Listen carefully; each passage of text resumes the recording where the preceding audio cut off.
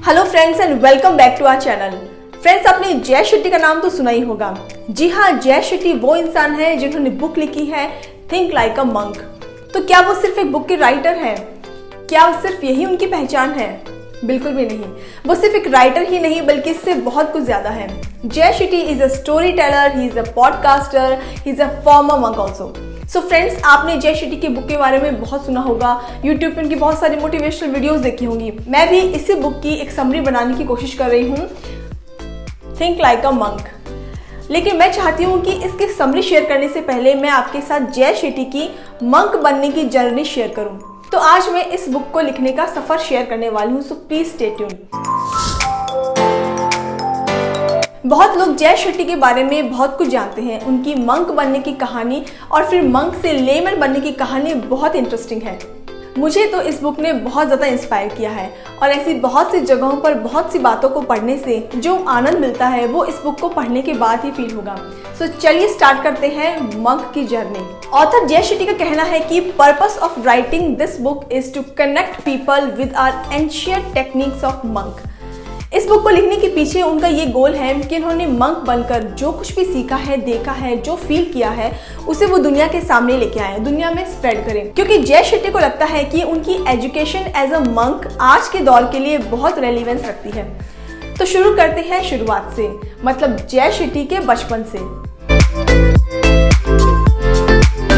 इस बुक की bottom line है, monks are not born, they are made. Jay Shetty भी सबकी तरह ही एक नॉर्मल पर्सन थे। ऑथर अपनी बुक में बताते हैं कि उन्होंने अपने बचपन का most of time unmonk like things में ही स्पेंड किया है। वो बहुत ही आज्ञाकारी बच्चे थे। उनके परिवार में उनके माता पिता और एक छोटी सिस्टर थी। वो एक मिडिल क्लास फैमिली से बिलोंग करते थे। औरों के पेरेंट्स की तरह ही उनके पेरेंट्स भी उनके लिए एक अच्छी एजुकेशन, एक अच्छी लाइफ, मतलब एक अच्छा फ्यूचर चाहते थे। लेकिन उनके लिए तो कोई और ही कहानी इंतजार कर रही थी। सेकेंडरी स्कूल तक आते आते उनका जीवन बदल गया। वो वेट में इतने ज़्यादा हैवी हो गए कि बच्चे उन्हें बुली करने लगे। उनका रुझान आर्ट, फिलॉसफी इस तरफ जाने लगा। वो गलत संगत में पड़ गए, जैसा कि इस एज के बच्चों में अक्सर देखने को मिलता है। Drugs, fighting, drinking and all. आप यकीन नहीं करेंगे कि हाई स्कूल में उन्हें 3 बार सस्पेंड भी कर दिया गया।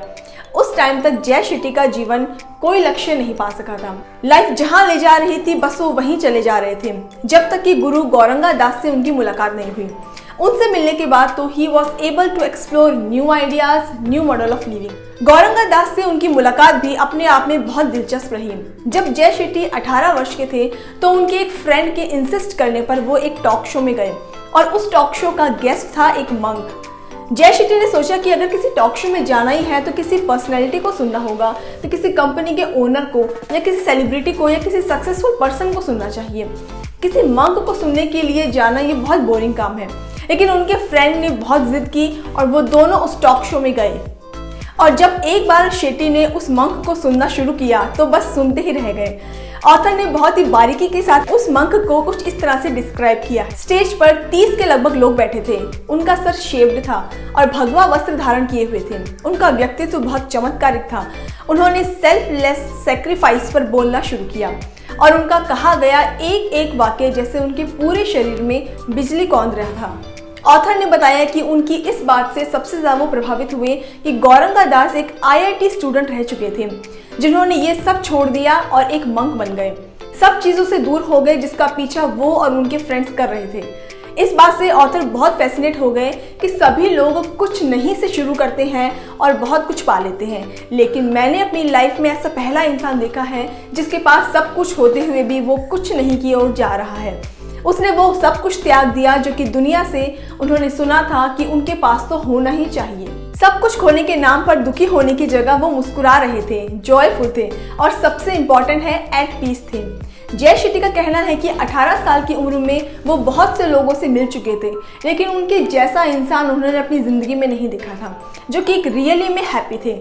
अब जय का इंटरेस्ट बढ़ चुका था। वो किसी न किसी बहाने से गौरंगा दास के पास रहना चाहते थे। उन्होंने जब पूछा कि ये कैसे संभव है तो उन्हें बताया गया कि इस पूरे वीक में गौरंगा दास जी यूके में ही है और उनके प्रोग्राम्स होते रहेंगे, तो अगर आप अटेंड करना चाहते हैं तो कर सकते हैं। और जय ने ऐसा ही किया। अब आप सोच रहे होंगे कि जय मंक से इंट्रोड्यूस तो हो गए, लेकिन खुद मंक कैसे बने। गौरंगा दास से मिलने के बाद, उनके प्रोग्राम्स अटेंड करने के बाद जय शेट्टी दोहरी जिंदगी जीने लगे थे। अगले 4 साल तक he was juggling 2 worlds. London में स्टडी करते और हॉलीडेज में मुंबई के आश्रम में समय बिताते। धीरे धीरे उनकी वैल्यूज शिफ्ट होने लगी।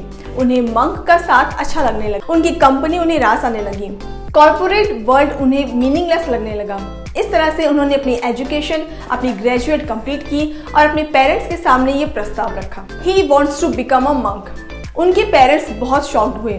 उनके सामने केवल 3 रास्ते रखे गए, डॉक्टर, इंजीनियर और फेलियर, और उन्होंने मुंबई के आश्रम में रहने का डिसीजन ले लिया।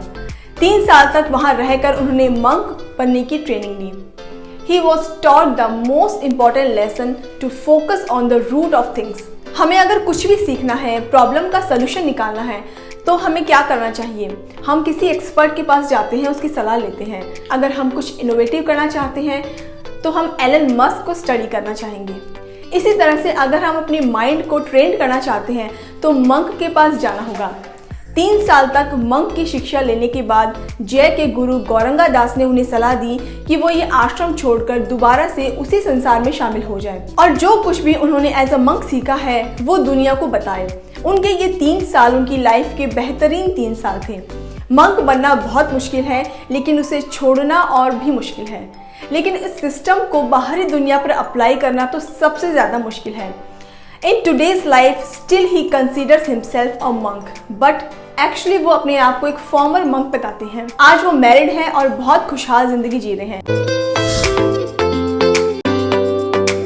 बट आज भी वो एक मंक का माइंडसेट रखते हैं। इस बुक का यही मैसेज है कि मंक जैसा माइंडसेट रखने के लिए, मंक जैसी लाइफ जीने की कोई जरूरत नहीं है। आप गृहस्थ की तरह भी मंक की तरह जी सकते हैं। अब आप सोच रहे होंगे कि ये कैसे पॉसिबल है, तो इसके लिए आपको इस बुक को पढ़ना होगा। मैं भी कोशिश करूंगी कि इस बुक को जल्दी से जल्दी फिनिश करके इस बुक की समरी बनाऊं और आपके सामने हाजिर हो जाऊं। So till then, take care and good bye.